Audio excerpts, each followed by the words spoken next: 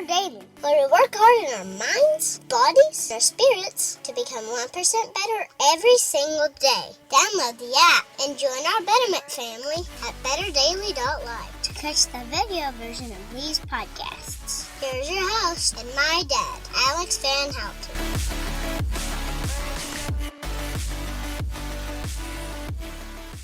What is up, Betterment family? This is Alex Van Houten in Better Daily Live. I hope you are just as excited as I am about starting the week off powerfully. It is Monday, and Monday is Mindset Monday, and our goal here on Mindset Monday is to get our mind right. And I'd love to hear what's your mindset right now, or what's one that you're meditating on to get this week off on the right foot. Good morning, KT. Good to see you this morning. My mindset this morning that I want to share with you guys is very simply, if it's difficult, you're probably doing it right. So I want to talk about this a little bit. So this morning I was working with a client, and he's doing such an amazing job. He's had such a long journey, and I hope at some point I'll get the opportunity to interview him with you guys on the air, and that way you can hear more from the horse's mouth, so to speak, although he wouldn't be very appreciative of being called a horse, so maybe I shouldn't say that. But he's had such a long journey in his weight loss, in his health, in his development as a man and father and husband, and super proud of this guy anyway. So we were at Dark 30 this morning doing walk jogs. And if you've ever done a walk jog before at Dark 30 when it's 30 degrees outside, it's not a walk in the park for sure. And this particular individual is overcoming what's called exercise-induced asthma. Exercise-induced asthma is when the bronchioles, the respiratory tract tubes that are supposed to carry air from your mouth to your lungs and make sure that your lungs can inflate all the way, they like to tighten up, they like to seize up and get smaller when they are under duress, like during exercise, right? So running's already hard enough, especially if you're not a runner. And so you start running and you get out of breath.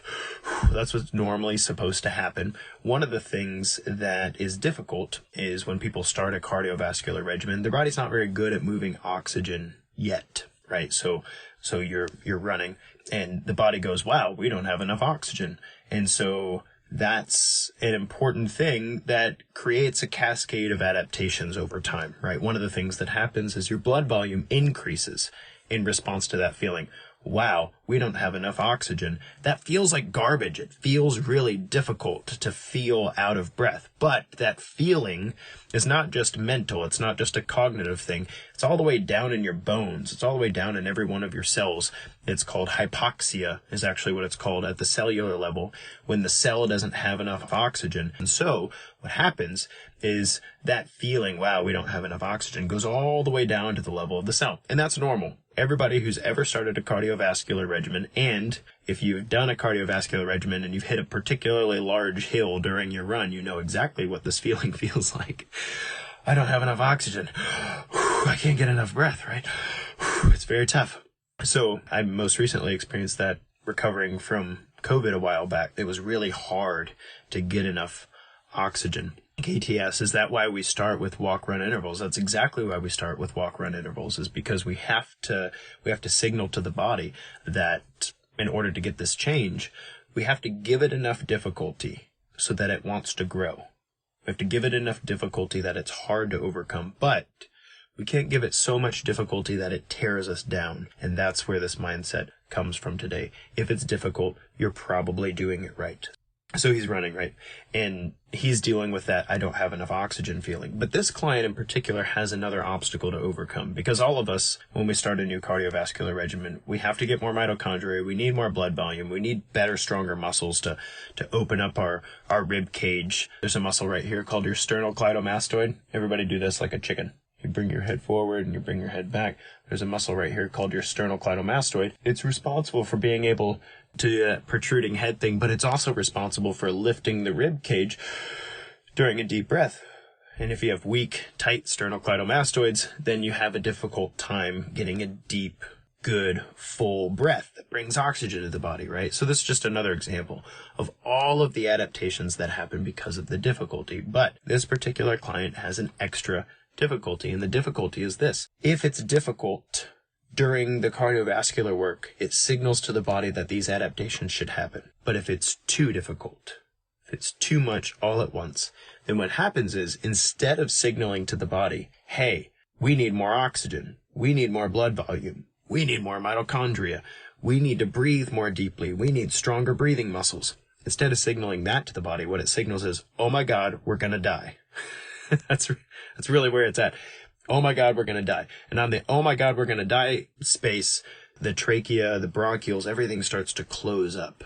That's what asthma is when all those things start to close up. That inflammation is overmuch in the respiratory tract.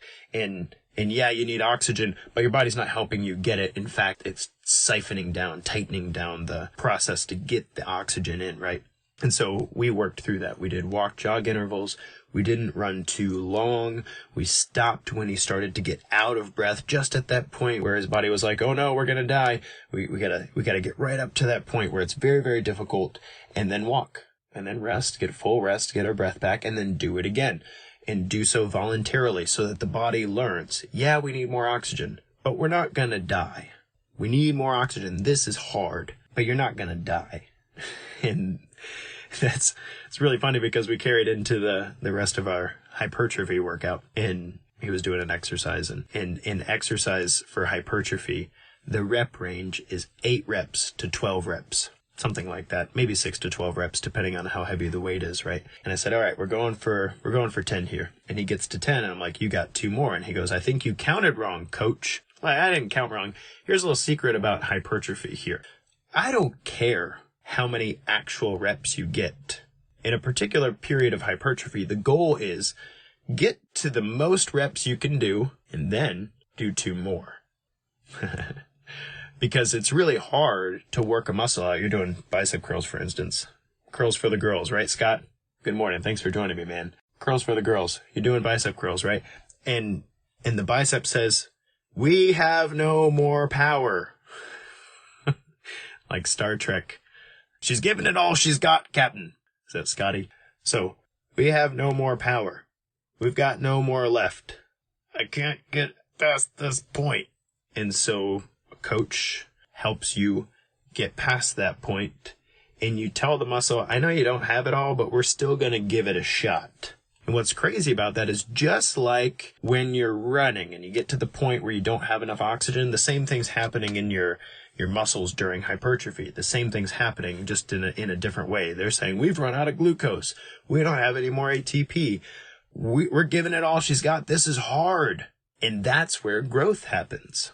So during cardiovascular training, during hypertrophy, if it's difficult, you're probably doing it right. And the same thing could be said about just about anything in life. I was thinking about how in church this weekend, the pastor was saying, you know, if you're trying to do it all on your own, you're going to feel empty. If you're doing it without God's help, you're going to feel empty. And I was thinking, like, well, no, not if it's not hard enough. Not if it's not hard enough. Not if we're not challenging ourselves. It's like coming to a workout and going, I've done 3 sets of 10 repetitions at 25 pounds for the last 10 years. I'm going to do that again. It's not hard. It's not hard at all. You've done this over and over again. It's not hard. And so what does it do? Well, you just kind of maintain. And that's fine, especially if you're in great shape. But if you're trying to grow, if you're trying to get better, if you're trying to dig deep and find something that you haven't found in yourself before, then it has to be difficult. You have to take on something that's difficult. And sometimes you get to do that of your own accord. Sometimes you look at a project and go, all right, I'm going to take that on. I know it's going to suck, but I'm going to grow. I know it needs to happen. Or you look at a conversation that needs to happen with your spouse or your children, and you say, I have to have this conversation. It's going to be hard, but it's good and important, and so I'm going to do it. Or you have this thing going on at work, and you're like, man, this sucks. This is going to be brutal and difficult, but it's good and it needs to happen, and so I'm going to take it on. Sometimes you get the opportunity to consciously approach this sort of thing, like in a workout. You can decide to do more weight. You can decide to run a little longer. You can decide to walk a little less in between your intervals. You can decide to take on that hill or not. But sometimes you don't get the choice. Sometimes difficult things happen and, well, you didn't choose this. You probably wouldn't have chosen this. A family member gets ill. You lose your job. Unforeseen things happen. My mindset today for you is if it's difficult, you're probably doing it right. You're probably doing it right. And the reason I say probably is because there are instances where we take on way more than we should have without any support. So, if you find yourself in a difficult place, be encouraged. You're at the place of growth. You're at the place where something good is going to come out of this thing. You're going to learn. And if it doesn't kill you, you're going to be better off for it. But if you're in the place where you've bitten off a little more than you can chew, or life's thrown something at you that's bigger than you, way bigger than you, and you need some support and you need some help, I hope that this Betterment family can stand in that gap. We have a prayer meeting on Thursday. I would encourage you to come to that thing. It's been my experience that even outside of the exercise world, that all of us are carrying a heavy burden. In some form or fashion, you only have to dig a layer or two deep before you find that every person has something difficult that they're going through. And I mean difficult, not just like, oh, it was a rough day at work. Like, I have the jobs of many employees resting on my every decision today, and it's been a hard day.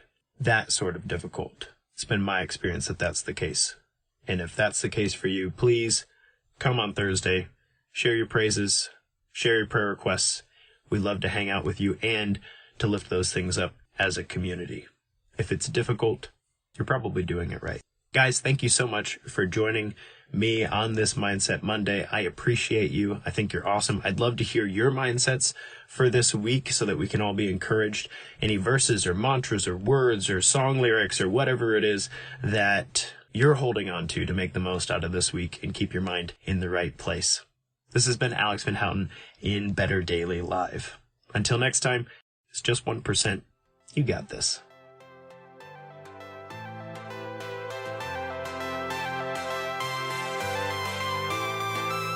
Thank you for joining us for your 1% Better today. Don't forget to subscribe for the podcast. Leave us a raving review to tell others how Better Daily has helped you in your journey. If you want more Better Daily, download our app and join our Betterment family at betterdaily.live. Use code POD to get 25% off your subscription. That's POD, all caps, to save 25% on your subscription. We all have a cross to carry. It's lighter when we do it together. Go to betterdaily.live today.